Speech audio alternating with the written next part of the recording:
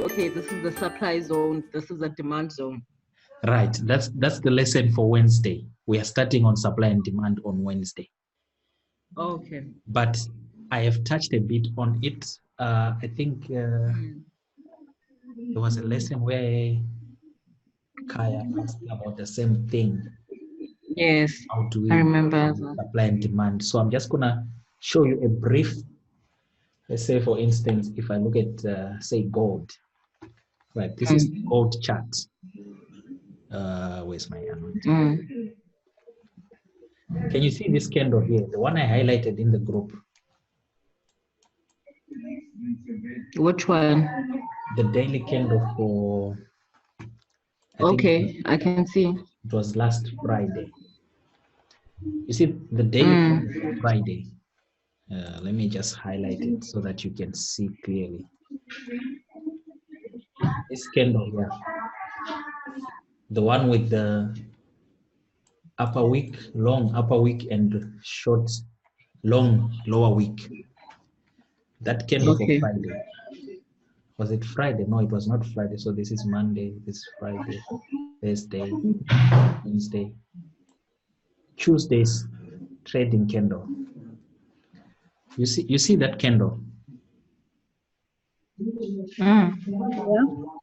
on gold. Now I'm going to highlight. I'm gonna put. I'm gonna highlight that candle.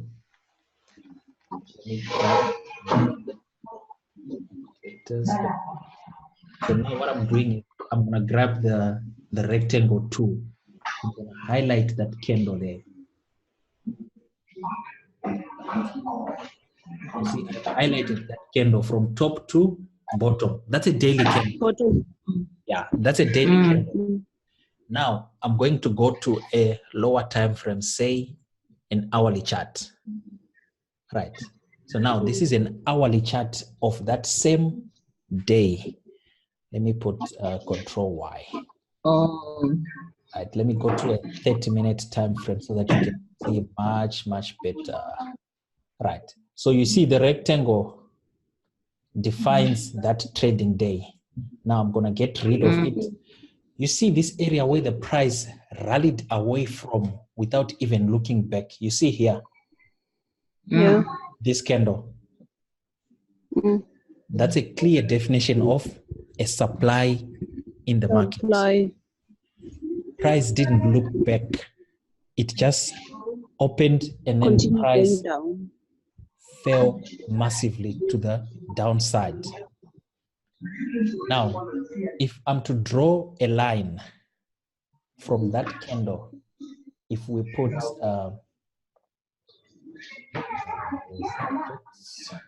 shapes rectangle, where that candle originates, right? You see? Can you see this big candle, the red big candle, this guy here? Yes. You see where it originated from? Here. Yes. It fell massively to the downside. That's a supply area in the market. So the top of the candle, where it started. Yeah, where it started, the opening price. Remember the opening price. The opening price is right where the rectangle is. You see here, that's the opening price. Disregard the wick. Don't mind the wick. Look at the opening price. Now, look at what the market did when it came back to the same level. It couldn't break massively to the upside. It kept on meandering on the same supply area, meaning the sellers were looking to hold their positions there. They were adding more sell positions. Eventually, market dropped. Went down. Ranged. Dropped down. Dropped. You see? So the main thing that you need to know regarding supply and demand, this was supply. There's a short-term demand here. You see this green candle here, which doesn't have a wick. Let me zoom in a bit so that you can see. All right. Let me clear up. clear. Right. Anoint. The big red candle defines a supply in the asset. There's a short-term demand here. You see this candle? This green candle without a wick, the one I've highlighted. This candle here. Can you see it? Yeah. Yeah, that's a short-term demand in the market because price rallied without even forming a wick to the downside. You see, price rallied all the way without even looking back. That's a short-term demand. For some people who trade short time frames like 15 minutes, 5 minutes. Look what price did when it came back. Look at this candle here. Yeah. When it came back to that demand, it came back, and then it pushed up. Some people, they trade those short time frames. And regarding gold now, with gold, that's a lot of pips, because for someone who would have defined this as a short-term demand, right? They would have looked to go long the moment this candle was tested, which was here on this candle here, the one with the long wick to the downside, this bearish candle. That would have been an entry to the upside. You see, that's already 137 pips. That's on gold. Gold pays more. So, but now, for you guys who are still starting, you need to define your supply and demand with candles like this guy here. You see, this big red candle. Yeah. Would it be correct if you say a supply zone, you would define it by when you see a long candle? Yes. Remember, remember, a long candle signifies an impulsive move. It means price moved quickly away from that zone. It's different to these candles here. You see the red bearish candle before that big red candle, they were not moving anywhere. You see, they were not going anywhere. Even the ones before the short-term demand, look at these candles here. They were not going anywhere. I remember the USDJPY example that I gave you guys 3-4 weeks ago, the one I said 1, 2, 3, 4. What do you think price is gonna do?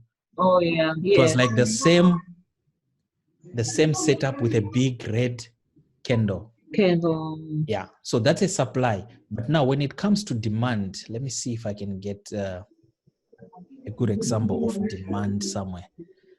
Right, this is what, right. This is USD CAD on H4 time frame. Look at this candle here. Just by mere looking, I can already see. You see this guy? Now, before highlighting it, this candle here, it has engulfed all these previous candles, which are like 1, 2, 3, 4, 5. 5 candles have been engulfed by one bullish candle, which moved rapidly. And remember, on a 4-hour time frame, for a candle to move that fast, this move on a 4-hour candle, that's a huge move on a 4-hour time frame. So now you need to say, okay, when price comes back to the opening price of that candle, price rallies. Now look what happened when it came back. It touched the opening price and rallied away. Touched the opening price, rallied away. Same thing here on this red bearish candle, the one with the wick. Of course, can you see it overlapped the opening price, but it couldn't hold it. And then it retraced back. Okay. You see? So also with that candle, would you also say that it is a supply, it's a supply area because it's a long candle for a 4-hour time frame? This one or this one? No, the one with the long wick that's no. You see now the difference with that. Can you see the difference? Can you see the difference between this candle and say this candle. Can you see the difference? Yeah, the wicks. The wick. It means the sellers were not in control of the market. Oh, okay. So the buyers pushed up. Yeah, the buyers pushed price up. So that means this demand area was holding. You see this demand area? It managed to hold the price. So that's why that is not a good definition of a supply area. This would have been a no, it's not a supply area. But if you had had a candle, say from this area, then you had a Your network to the downside. You see, if that red candle formed from this area here to the downside, that would have been a good definition of supply. But now remember, you also have to base with your bias. Like, okay, USD CAD, what's the higher time frame bias? Is it bullish or is it bearish? The moment you have a higher time frame bias of, say, bullish, then there's no need for you to be looking for supply zones there. You are looking for demand zones for you to trade long.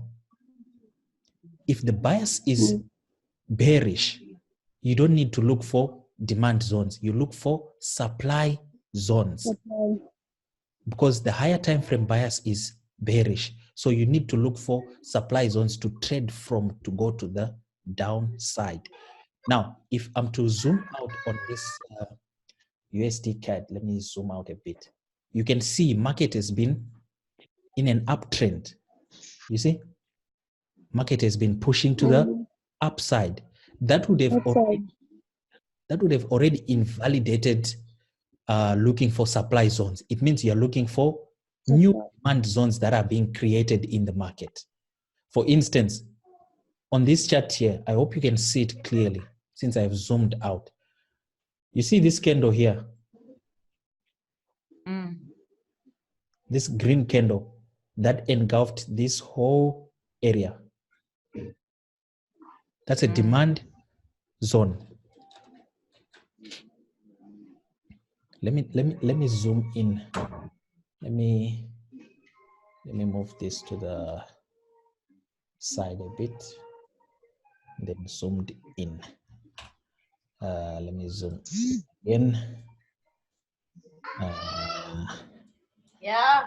Move away. Where am I? I can't see now.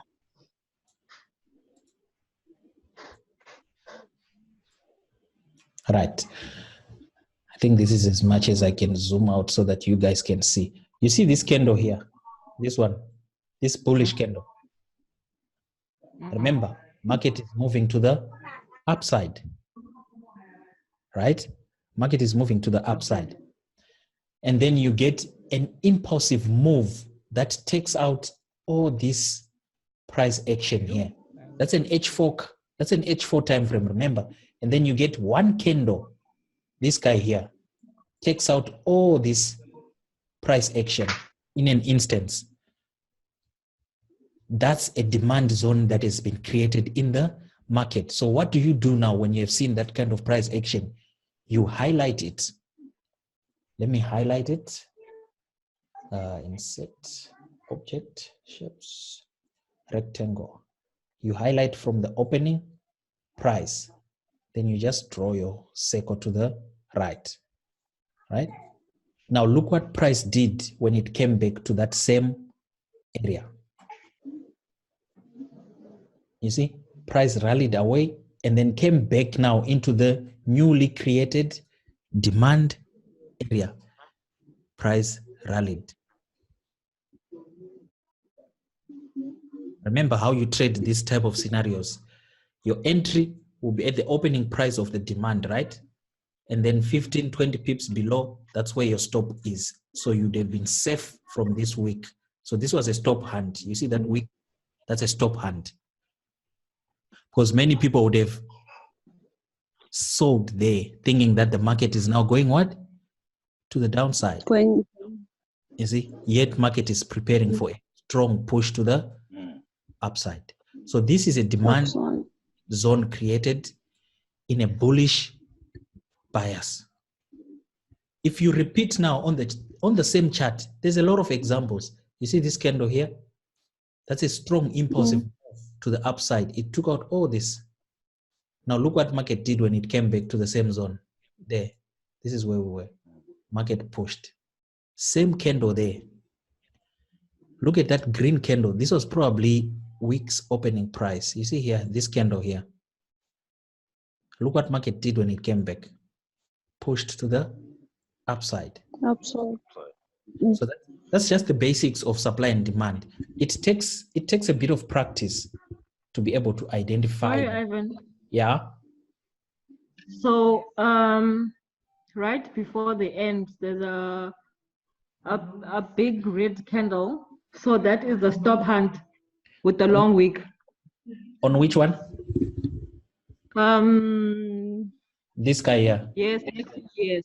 That's the stop hunt. That's a stop hunt. Yeah, that is a clear stop hunt. Because you see the other way you can define a stop hunt is by looking at the candle. Look at this candle here, the red one with the big wick, the one we are saying a stop hunt. At one point, it was a big red candle to the downside. Right? Now, how many people would have shorted the market from that candle? A lot of people would have shorted because it would have cleared this low. Yes. See? It would have cleared this low. But you as a trader, as an institutional trader, you have to wait for the closing price of the candle. You see? The closing price. The moment this candle closes above here, you see, that's your trigger to open a long trade. And where are you going to put your stop loss? 15, 20 pips below this demand areas low. You see, price never came back there. By the time price moved this candle, and that candle, your stop loss would have been moved already. You're already in a risk-free trade. So that's why it's very important to wait for the closing price of the candle before you open your trade. Because for people who opened short trade here, by the time the candle closed, these people were already crying because they had no other way now other than to close a losing position. So we're going to talk more about supply and demand because I'm going to introduce it now on Wednesday so that you guys can move further forward. Marvelous. Do you have any questions? I so far have understood the supply and demand, the channeling. I have been doing some trades. I have understood all the lessons that I've heard so far. Okay, and that's good to hear. And Lueleni, I don't know if you can hear me because can you hear me, Lueleni? Yes, I can hear you. Right. I can hear you, sir. I need a question from you. No, so far I'm all right. I'm seeing you on Wednesday, right? Yes, I'm going to be there on Wednesday. Okay. Yes, I'm going to be there. That's sure. Good. That's good. Yeah, because if you guys don't, I'd also like to know. What I saw that you were talking about OTE on Fib 2 that you are doing on the mentorship group. I want to know what OTE means. I think I sent that in the main group, the one with those guys that are a bit ahead. Right. Let me just show you something. Remember when we first talked about the platform. Remember when we had that first lesson in regards to the MT4 platform. I told you about the Fibonacci. Remember the Fibonacci 2? Do you guys remember? Sipe? Do you remember when I can't hear you properly? Oh, what's happening now? Can you hear me? Guys, can you hear me? Hello? What happened now? Okay, now Yeah, we can hear you now. Can you hear me now? What's going You're on? breaking? Yes. Something wrong with your sound. You're breaking up. Yes. Yes, you're breaking up. Okay, just a minute. Just a minute.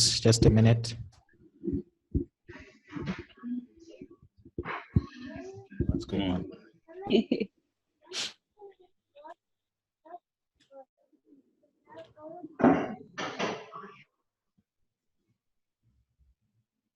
Can you hear me now?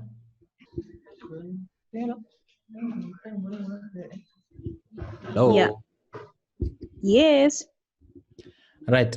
Remember when we did the platform tutorial regarding the tools up here where the time frames are, the trend lines, the horizontal lines, I mentioned this tool here, which is called the Fibonacci tool. You remember that? Yeah. The one I said we are going to go deep in it because that tool is very important. So that's the tool. That's the tool that you get the OTE. OTE, it means optimum trade entry. It's like an area where it's ideal to take your trades from, whether it's a short trade or it's a long trade. Yeah. Remember swing high, swing low, higher, higher low, right? Now, in most cases, market cannot just rapidly move away, right? Market has to breathe. Yeah. Now, when market breathes, that's what we call a correction or a retracement, right? Now, the Fibonacci tool is used to measure the retracement levels. There's like the 62%, the 50%, 62%, and the 75% levels. You're breaking up again. Then there's definitely something wrong with this connection here.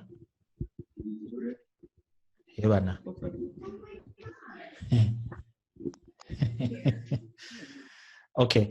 I hope you guys can hear me. Right. So the Fibonacci tool, we use it to determine retracement levels. Say for instance, on this USD card here, right? We've had price moved from, you see this swing low here, this one, to this high here. You see that high? You see that area? Now, because this is USD CAD, market is in a bullish momentum, right? Now, if I place my fib from the starting point, remember it's a bullish, so you start from the swing low to the swing high. If it's a bearish, you start from the swing high to the swing low. So when I place my fib from the low to the high, right? You can see those numbers there. It's those funny numbers on the chart. We've got the 62%. This is part of the advanced for supply and demand. Then you've got the 70%. Then you've got the 79%. Then you've got the 100%. Now, look what price did when it went back into the 62%. Every instant where price touches the 62%, look what it did. It continued with the uptrend. Price came back, touched the 62%, it continued with the uptrend. So the basics of a Fibonacci tool is that whenever price moves rapidly away from a demand or a supply zone, whenever price moves rapidly away from a supply or a demand zone, when you place your fibs, you look to enter a trade in the continuation of that trend, whether it's bullish or bearish. You look to enter when price touches 62 or 70.5%. it's part of the advanced supply and demand. I can see Space touching her forehead now. She's like, okay, what's going on here?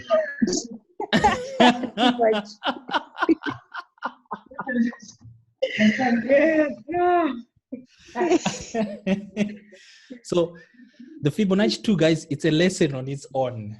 I don't want to confuse you. It's a lesson on its own. So you must always know that all those prices that I mentioned, okay, when I say, okay, we are going to look at 1448 for gold, I would have already done this in the background. But for me to just pour it on you before you get there, it's going to confuse you. You see? Okay.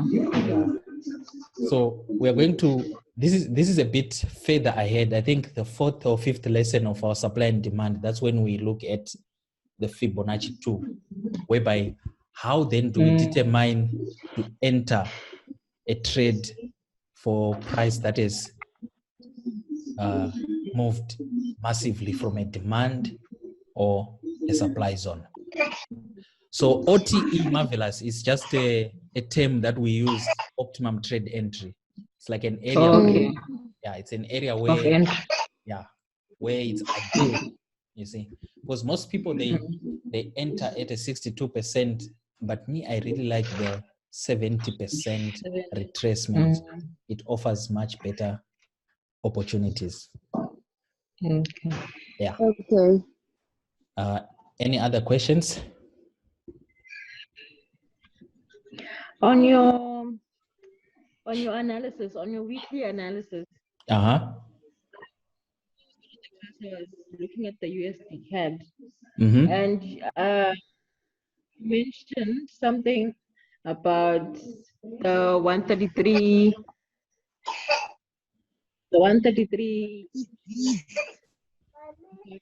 Price area. So I was looking, it's already at 133 something. It's at 133.26 right now. Right. Yes. Can you so see now? Okay, so you think we should go short now, eh? I don't know. Right. I'm asking. Right. Look at the price action which is going on currently. Let me remove the Fibonacci 2 quickly. Let me remove the fibs. Right. Look at the price action that crossed the 133 price zone. The candle that broke the 133. Look at that candle. What does that signify? That candle, the last. I would say. The last. I would say that yes. I would say that candle is a strong demand zone because it has engulfed that whole area, and it will go up. Right. That means the bulls are in control. Right. So now we need to wait price action, something like this type of price action. You see this guy? What happened here? So now the level that we are focusing on is this supply. Let me highlight it again. You see this supply zone here on H4, this candle here.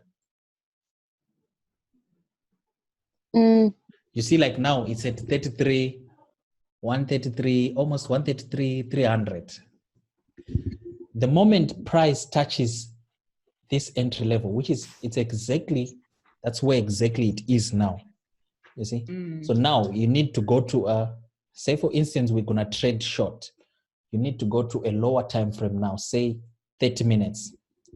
Let me update it quickly. Right. Can you see the price action now on 30 minutes? The difference with 30 minutes and H4. Price is now, the momentum to the upside is dying down. There's no more these big candles pushing up. Oh, okay. You see? The momentum to the upside is dying down. So now you need to wait, say for instance, the closing of this current 30-minute candle. You wait and see how it closes. But for aggressive traders, for someone who's aggressive, they'll open short trades there. You see? because they would have already realized, okay, no, momentum is no longer pushing that much to the upside. We are approaching a supply zone. Supply zone. Yeah. So most aggressive traders in this instance, they will open a short trade. Okay, let me 0. 0.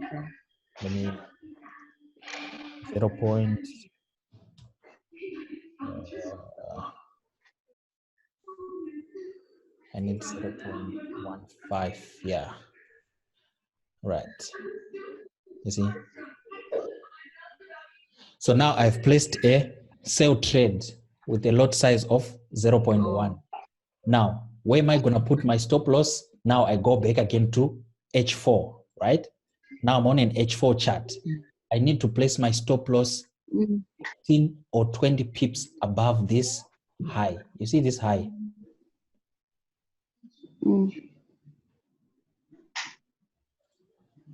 Now I'm going to grab. So I'm going to put above that high. You see this high, this one here. Then I take it. The red one. So I'm going to have probably like a 35 pip stop loss. There we go. So that's where my stop loss is, because it's almost like 15, 20 pips from this high here. You see this high? Because market can rally through that high and close down. So now I open a sell trade and I've placed my stop loss. Now, where do I place the take profit? Take profit now, target. The first target will be the opening price of this demand area here. You see? That will be the take profit area. So I'll drag my trade down here. You see? Let me just remove these guys here. Come on. Delete. And clear drawings. You see where I've placed my take profit line? On the origin of that big demand candle that you highlighted. So you can clearly see that my risk reward ratio is almost close to 1:2. Because I've got a stop loss. I've got a stop loss of 33 pips, targeting 60, almost 70 pips. So that's 1:2. 2. You see, the return ratio is 1:2. Meaning I'm risking 30 pips to get almost 70 pips. 70 pips. Yeah, that's 1:2. So we'll see how it goes. We'll see how the trade goes. But looking at the price action, remember USD CAD is in a bullish trend, and the price action that we are getting on H4 is like the bulls are going to keep pushing a bit. They might clear these highs before market turns to the downside. So I'll be updating you regarding that short trade, how it goes. Okay. Yeah. Okay. Unfortunately, we've run out of time now. I need to go see my Manchester United. I hope you lose. We're not gonna lose. But I'm really impressed with your progress, guys. I know it's a bit of a hectic with your schedules, but your progress is much better than the other group that I had before. So just good work, guys, and don't hesitate to ask questions. Yeah, I might take time to reply. Life also happened to me on my side, so I might take time. Yeah, we know. Yeah. So you mustn't be scared. Yeah, life is happening too much everywhere. You mustn't be scared. Okay, we'll be looking. Yeah. Also, we're waiting for homework. Don't forget homework. Yeah, I'm gonna send tonight. I'll send you another task to do. That's why I was asking, did everyone watch the video? Because the task is based on that video that I sent. Yeah. So I'm gonna send the question. Okay. All right, guys. Have a great evening. Huh? Good night. And thank you for showing up. Okay. All right. Bye-bye. Bye, guys. Bye.